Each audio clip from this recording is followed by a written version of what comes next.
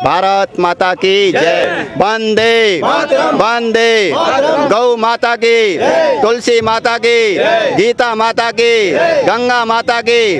तो एक गृह मंत्री एक राष्ट्रपति है, उसी प्रकार एक देश में एक कानून होना चाहिए। हम दो हमारे दो तो सबके दो। और हमारी जो सनातन संस्कृति है, मैं गीता भी पढ़ता हूँ, गीता का अध्याय 15वां अध्याय पाठ करके ही भोजन करता हूँ। लेकिन हम जैसे लोगों को डरना नहीं है। देखिए मेरे साथ में तो ऐसे मुस्लिम हैं जो मैं हरिओम बोलता हूँ तो आगे से सलाम अलैकुम की जगह हरिओम बोलते हैं। मेरे से कंठी मंगाकर धारण करते हैं, तुलसी की माला धारण करते हैं। यहाँ तक कि मैंने मस्जिदों में भी जा जाकर तुलसी के पौधे लगाए हैं। और सनातन धर्म के अनुसार एक मोक्ष प्रदान करने वाली एक तुलसी माता है। देखो हम एक पिता की संतान है, एक माँ की संतान है, और वो हमारी माँ है भारत माँ। तुझ में राम मुझ में राम सब में राम समाया है, कर लो सभी से प्यार जगत में कोई नहीं पराया है। एक ही माँ के बच्चे हम सब, एक ही पिता हमारा है, फिर भी ना जाने किन मूर्खों ने लड़ना हमें सिखाया है। जो वंदे मातरम नहीं बोल सकते तो उन्हें भारत माता में रहने का अधिकार ही नहीं है। शरीयत को भी ये नहीं बताता कि आप दूसरे की भावनाओं की अवहेलना करें। 4-4 बीवियां रखना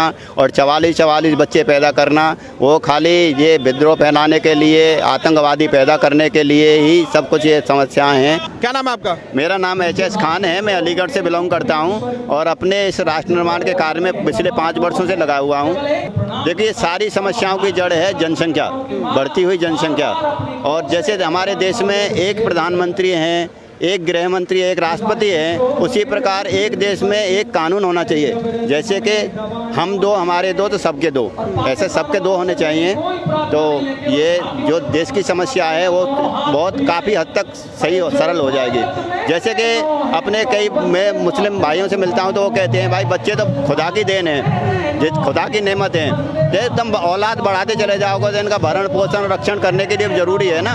इनको अच्छी परवरिश दें, अच्छी शिक्षा दें, अच्छा ज्ञान दें, तो ये आगे जाकर कोई हथियार न उठाएं।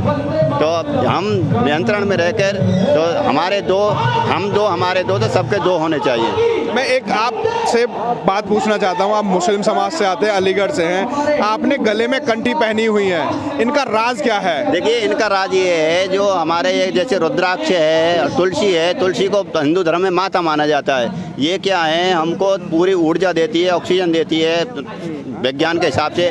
यहाँ तक कि हमारे हिंदू धर्म शास्त्रों में बताया गया है कि तुलसी तो मोक्ष प्रदान करने वाली है। मेरे अब्बा जान इस धरती से जाने वाले थे तो उनको तुलसी के जल मतलब कफ रुका हुआ था, तुलसी के पत्ते डालकर और गंगा जल उनको पिलाया गया था, उनके अच्छी तरह से मतलब उनकी वो हुई। अच्छा, तो एक बात और मैं जानना चाहूँगा, जैसे कि आप मुस्लिम समाज से आते हैं, आप अपनी बात बताइए कि आपके पास कितने बच्चे हैं और आगे का प्लान क्या है और क्या चाहते हैं आप मुस्लिम समाज से भी? देखिए मेरे पास एक लड़का है जो ग्रेजुएशन कर रहा है और अच्छे परिवार है, अच्छी करोड़ों की धन संपत्ति है, पत्नी है, मेरी माँ है, अब्बा जान दुनिया से रुखसत हो चुके हैं। हमारी जो सनातन संस्कृति है उसमें कोई ये नहीं आता हिंदू मुसलमान सिख ईसाई, सनातन यानी मूल। उसमें मूल में आ जाए तो हमारा स्वस्थ जीवन स्वस्थ बन जाएगा, सुखी बन जाएगा और सम्मानित बन जाएगा। और सुखी सम्मानित जीवन जीने के लिए जो एक समस्या पैदा हो रही है, जनसंख्या, किसी एक अलग वर्ग की जनसंख्या ज़्यादा बढ़ती जा रही है, एक कम होते चले जा रहे हैं, तो ये एक ऐसा कानून आना चाहिए, हम दो हमारे दो तो सबके दो। तो एक बात और जानना चाहूँगा, जैसे कानून आता है तो वोट के राइट्स ख़त्म हो जाने से क्या लगता है कि इस पर पूर्ण प्रतिबंध लग जाएगा? देखिए अगर वोट पे प्रतिबंध लगाया जाए, कानून आता है तो ऐसा कुछ भी नहीं है। देखो जब भी ये चलते रहेंगे तो ये ऐसा कुछ भी नहीं है कि राइट ख़त्म हो जाएंगे।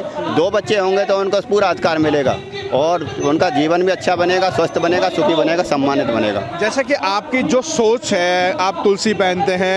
एक और वाकया हुआ अलीगढ़ के अंदर, जो मुस्लिम समाज से आता है वो गीता पढ़ता है, रामायण भी पढ़ता है, आकर के कुछ युवक आते हैं उस पर अटैक कर देते हैं। ये कैसी सोच लिए बैठे हैं? ये ओवैसी टाइप के लोग हैं जो उनके अंदर मानसिकता ऐसी भरी है, बाहर से आकर जो उनको दिमाग में भर देते हैं, ये काफिर हैं। मैं गीता भी पढ़ता हूँ, गीता का अध्याय 15वां अध्याय पाठ करके ही भोजन करता हूँ और लोगों को बताता हूँ देखो गीता एक ये क्या किसी धर्म जाति धर्म से संप्रदाय से रिलेटेड नहीं है, ये एक मानव मात्र का ग्रंथ है। गीता पढ़ने से पूरा अपना ज्ञान खुलता है, जाने अनजाने में बाइबल में, कुरान में, सभी में ये सब कुछ गीता से ही लिया गया है। गीता एक पौराणिक ग्रंथ है। जैसा कि आप तुलसी पहनते हैं, कभी आपके मुस्लिम समाज से किसी ने आपको रोका नहीं?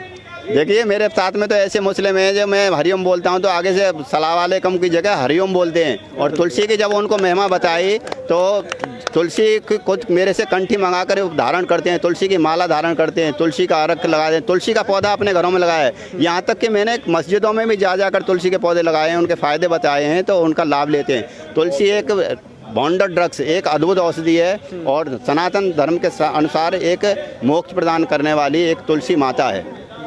तो अब मैं आपसे एक बात और जानना चाहूँगा कि जो आपके देश के मुस्लिम जो समाज है उसमें जो शरारती तत्व जो है, जो जिस तरह का माइंड रखते हैं, उनको क्या संदेश देना चाहेंगे आप? देखिए मैं उनको संदेश देना चाहूँगा कि अपना देखो, हम एक पिता की संतान है, एक माँ की संतान है और वो हमारी माँ है भारत माँ।